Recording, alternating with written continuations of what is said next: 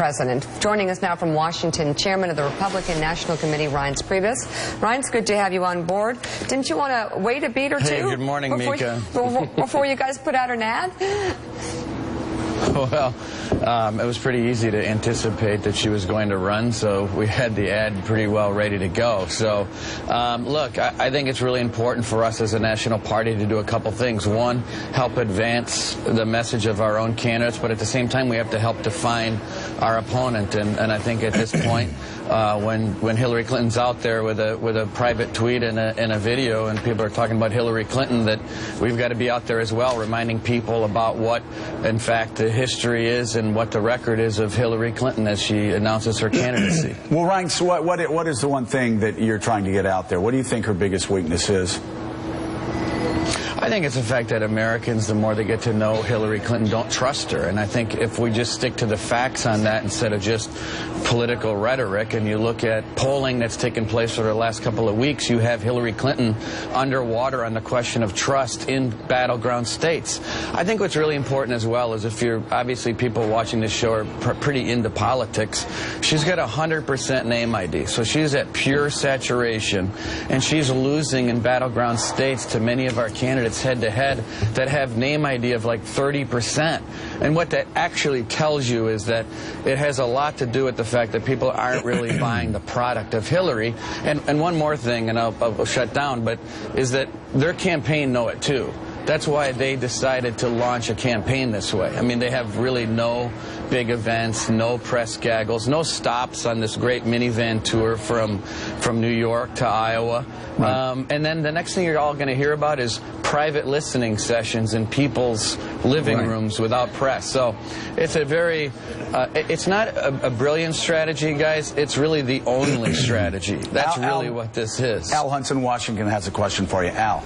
Mr. Chairman, yes, a couple years ago, after that 2012 election defeat, you put out a really interesting report that said Republicans have to reach out, be more inclusive with Latinos and young voters, and yet the party today is seen in large part as the anti-immigration reform party and opposing measures on banning discrimination against gays and lesbians. Has that hurt has that set back those hopes that were in that report a couple years ago? No, I don't think so, Al. I mean, if you look at the reality in 2014 and look at the work that we've done over the last couple of years at the RNC, you saw our efforts, I think maybe almost $6 million on the ground in Colorado. Cory Gardner almost won Hispanic voters in 2014. We had a massive effort in Ohio, and you saw that we got about 28% of the black vote in Ohio. We have a full-time engagement effort across the country. I think you've seen that, and it's certainly been something we've been working on. We've been expanding, we've been paying for in our targeting and ground operations. So, look, I know that we can't carpet the world, Al, in 2 years, but I do think that if we work really hard and we target voters and we get in the communities that in many cases we don't represent in Congress or in the state houses, we've got to put people in those communities and not just 5 months before an election. So I do think that we're making a big difference, and I think that with a few points here and there, obviously I think we can win Ohio, we can win Colorado, and we can win Florida. It was a very close election. Mark Halperin's also in D.C. and has a question for you. Mark. Mr. Chairman, I listened very closely to what you say, and you're confusing me. On the one hand, you said this morning, as you have many other times, Hillary Clinton is desperate, horrible candidate, tons of weaknesses. And on the other hand, I've heard you say the only way you can beat her is if your party and your presidential campaign run a perfect race. So which is it? Is she going to be easy to beat or hard to beat? Well, I mean, I think you can have it both ways, Mark. I mean, nothing takes away from the fact that we have to be about perfect, I think, in a presidential election. I think it's a very different election for Republicans. But I do think that Hillary gives us the best opportunity to make that case, because I think she gives you, number one, a person that we can unify our party behind. She gives us a person that we can raise a lot of money against. And she gives us a person that actually, if you look at her record, and you have to recruit volunteers, and you have to bring out a message about your opponent.